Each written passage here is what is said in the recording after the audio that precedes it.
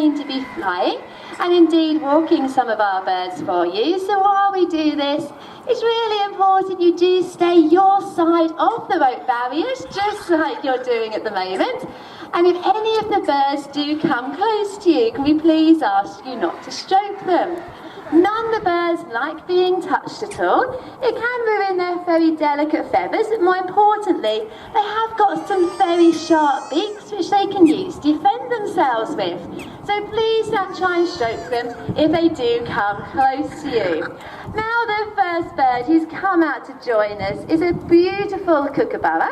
The kookaburra originates from Australia. You won't find living anywhere else around the whole of the world, and they are the largest kingfisher you can find living around the whole of the world. You can tell she's a kingfisher with this lovely big beak of hers. You certainly don't want to get stabbed by a kookaburra. It can be quite a nasty bite there, but that beak they do put to very good use, because most people think, well, kingfisher, obviously, they're going to be the king of fishermen, so they're going to have fish as part of their diet.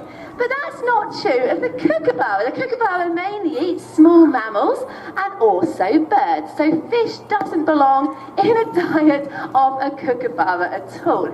Now, what we are going to be getting out in a moment out of my pocket is her favourite food source.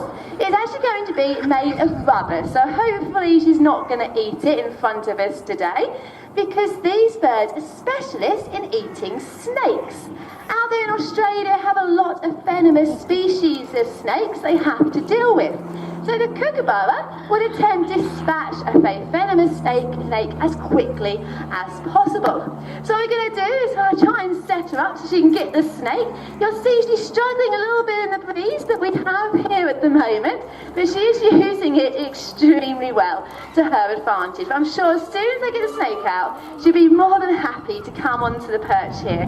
Now what you'll see is she'll take hold of that snake, she'll get it positioned really quickly in that sharp beak and give it a good whack to kill it dead straight away. So you're going to whack it for us there, Piper. Good girl. Obviously these birds are really good at dispatching them quickly. Don't want to get bitten by that very venomous little bite that the snake has got. So this is how they would act out there in the wild. They'd hold it, grip it and also dispatch it. So you don't have to worry, this is just a rubber snake that she's demonstrating with, and it has become her favourite toy. She absolutely loves her snake. So this will be the difficult bit, to try and get it back off of her. It's pretty much like your dog having a favourite toy, and then suddenly when you say, right, I want to have that back, you don't really want to let go of it at all. But we'll see how she's going to give it to me today. She's getting better. She's only a young bird.